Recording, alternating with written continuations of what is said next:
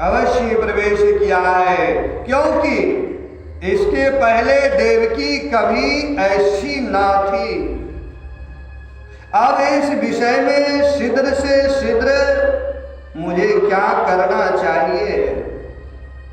देवकी को मारना तो ठीक ना होगा, क्योंकि वीर पुरुष स्वार्थवश अपने पराक्रम को कलंकित नहीं करते हैं।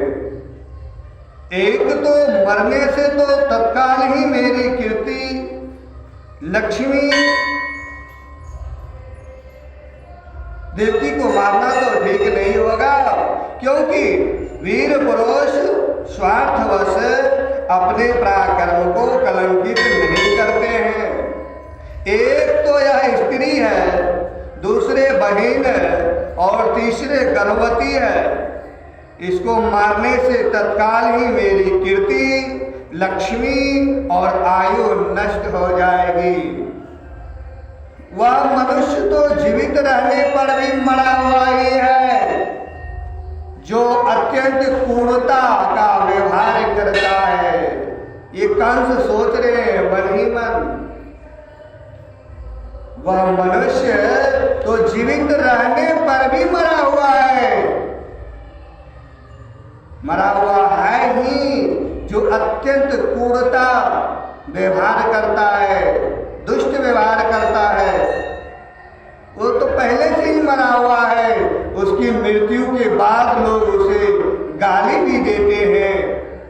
इतना ही नहीं, वह देहाभिमान के योग घोर नरक में अवश्य जाता है। इतना ही नहीं, जो व्यक्ति देह का अभिमान करते हैं वो घोर नरक में अवश्य जाता है। यद्यपि कंस देवकी को मार सकता था, किंतु स्वयं ही वह इस अत्यंत क्रूरता के विचार से निर्विक्त हो गया। अब भगवान के प्रति दृढ़ वैराग का भाव मन में गांठ कर उनके जन्म की प्रतीक्षा करने लगा। वह उठते बैठते, खाते पीते, सोते जागते और चलते फिरते सर्वदा ही श्री कृष्ण के चिंतन में लगा रहता था। जहां उसकी आंख पड़ती, जहां कुछ खड़का होता, वहां उसे श्री कृष्ण दिख जाते थे, श्री कृष्ण दिख जाते थे। इस प्रकार उसे सारा जगत ही श्री कृष्णमय दिखने लगा। परीक्षित, भगवान शंकर और ब्रह्मा जी कंस के कैद खाने में आए। उनके साथ अपने अनुचरों के सहित समस्त देवता और नारद आदि ऋषि भी थे। वे लोग सुमधुर वचनों से सबकी अभिलाषा पूर्ण करने वाले श्री हरि की इस प्रकार स्तुति करने लगे कि हे प्रभु, आप सत्य संकल्प हैं, सत्य ही आपकी प्रतिष्ठा का श्रेष्ठ साधन है।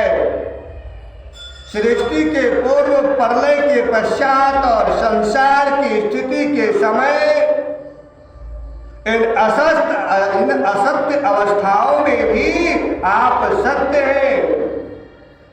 पृथ्वी, जल, तेज, वायु और आकाश, इन 5 दृश्यमान सत्यों के आप ही कारण हैं और उनमें अंतर्यामी रूप से विराजमान भी हैं। आप इस दृश्यमान जगत के परमार्थ स्वरूप हैं।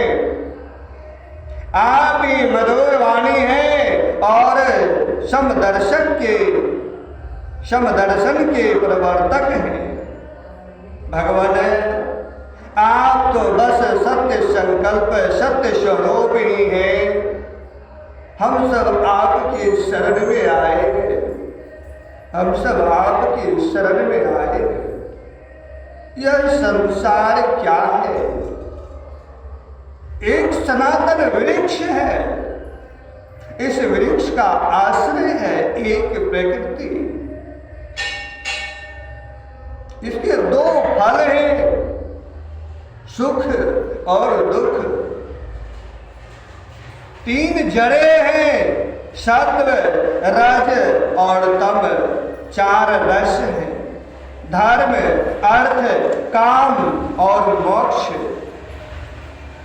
इसके जानने के 5 प्रकार हैं, श्रोत, त्वचा, नेत्र, रसना और नासिका।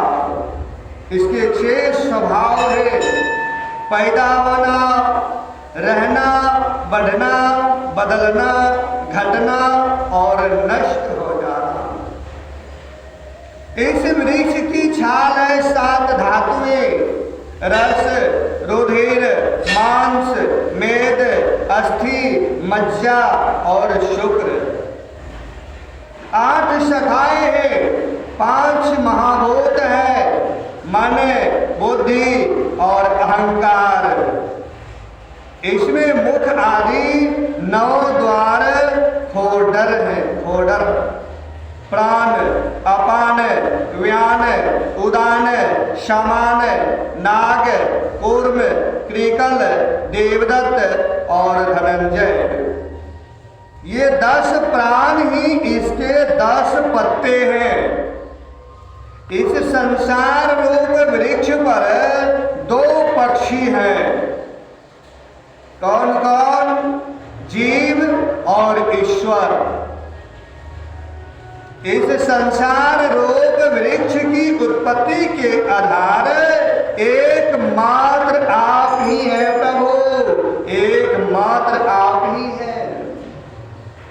आप में ही इसका प्रलय होता है और आपके ही अनुग्रह से इसकी रक्षा भी होती है। जिनका चित्त आपकी माया से अवरिक्त हो रहा है, इस सत्य को समझने की शक्ति खो बैठा है। इस सत्य की शक्ति को समझने में खो बैठा है। वे ही उत्पत्ति, स्थिति और प्रलय करने वाले ब्रह्मादि देवताओं को अनेक देखते हैं। तत्व ज्ञानी पुरुष तो सबके रूप में केवल आपका ही दर्शन करते हैं। तत्व ज्ञानी पुरुष तो सबके रूप में केवल आपका ही दर्शन करते हैं, केवल आपका ही दर्शन करते हैं। आप ज्ञान स्वरूप आत्मा है, आप ज्ञान स्वरूप आत्मा है। चराचर जगत के कल्याण के लिए ही अनेकों रूप धारण करते हैं। आपके वे रूप विशुद्ध, अपराकृत, सत्वमय होते हैं और संत पुरुषों को बहुत सुख देते हैं और संत पुरुषों को बहुत सुख देते हैं। साथ ही दुष्टों को उनकी दुष्टता का दंड भी देते हैं। साथ ही दुष्टों को उनकी दुष्टता का दंड भी देते हैं। उनके लिए अमंगलमय भी होते हैं। कमल के समान कोमल अनुग्रह भरे नेत्रों वाले प्रभु, कुछ विरले लोग ही आपके समस्त पदार्थों और प्राणियों के आश्रय स्वरूप रूप में पूर्ण एकाग्रता से अपना चित्त लगा पाते हैं। कुछ बिरले लोग ही, सब नहीं, कुछ बिरले लोग ही आपके समस्त पदार्थों और प्राणियों के आश्रय स्वरूप रूप में पूर्ण एकाग्रता से अपना चित्त लगा पाते हैं और आपके चरण कमल रूपी जहाज का आश्रय लेकर इस संसार सागर को बछड़े के खून के गड्ढे के समान अनायास ही पार कर जाते हैं, अनायास ही पार कर जाते हैं। क्यों ना हो, अब तक के संतों ने इसी जहाज से संसार सागर को पार जो किया है। ब्रह्म प्रकाश स्वरूप परमात्मा ने आपके भक्तजन सारे जगत के निष्कपट प्रेमी सच्चे हितैषी होते हैं।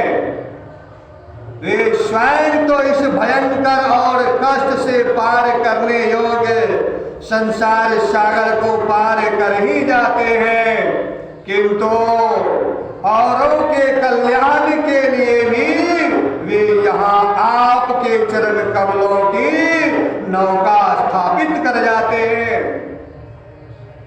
वास्तव में सत्पुरुषों पर आपकी महान कृपा है। उनके लिए आप अनुग्रह स्वरूप ही हैं।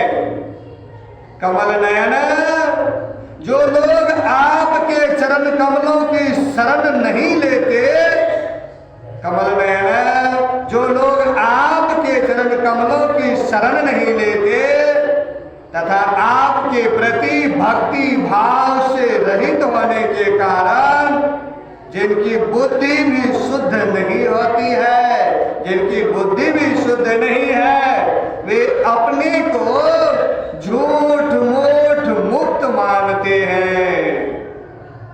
वास्तव में तो वे बद्ध ही है, वास्तव में तो वो बद्ध ही है। वे यदि बड़ी तपस्या और साधना कष्ट उठाकर किसी प्रकार ऊंचे से ऊंचे पद पर भी पहुंच जाए तो भी वहां से नीचे गिर जाते हैं, तो भी वहां से नीचे गिर जाते हैं। परंतु भगवान जो आपके अपने निज जन हैं, जिन्होंने आपके चरणों में अपनी सच्ची प्रीति जोड़ रखी है, वे कभी उन ज्ञानाभिमानियों की भांति अपने साधन मार्ग से गिरते नहीं है। प्रभु, वे बड़े बड़े विघ्न डालने वालों की सेना के सरदारों के सिर पर पैर रखकर निर्भय विचरते हैं, निर्भय विचरते हैं। कोई भी विघ्न उनके मार्ग में रुकावट नहीं डाल सकते हैं, क्योंकि उनके रक्षक आप जो हैं, क्योंकि उनके रक्षक स्वयं आप जो हैं। आप संसार की स्थिति के लिए समस्त देहधारियों को परम कल्याण प्रदान करने वाला विशुद्ध सत्व में सच्चिदानंद में परम दिव्य मंगल विग्रह प्रकट करते हैं। उस रूप के प्रकट होने से ही आपके भक्त वेद, कर्मकांड, अष्टांग योग, तपस्या और समाधि के द्वारा आपकी आराधना करते हैं। बिना किसी आश्रय के किसकी आराधना करेंगे? प्रभु, आप सबके विधाता हैं।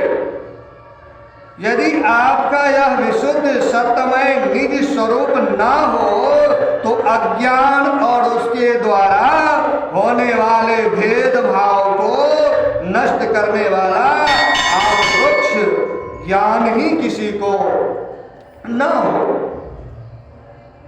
जगत में दिखने वाले तीनों गुण आपके हैं। जगत में दिखने वाले तीनों गुण आपके हैं और आपके द्वारा ही प्रकाशित होते हैं, यह सत्य है। परंतु इन गुणों की प्रकाशक वृत्तियों से आपके स्वरूप का केवल अनुमान ही होता है, वास्तविक स्वरूप का साक्षात्कार नहीं होता है। आपके स्वरूप का साक्षात्कार तो आपके इस विशुद्ध सत्व में स्वरूप की सेवा करने पर आपकी कृपा से ही होता है। भगवान मन और वेद वाणी के द्वारा केवल आपके स्वरूप का अनुमान मात्र होता है, क्योंकि आप उनके द्वारा दृश्य नहीं, उनके साक्षी हैं।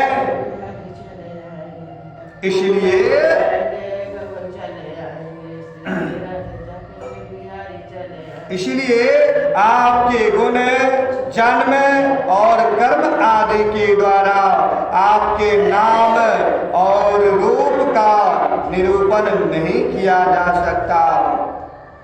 फिर भी प्रभु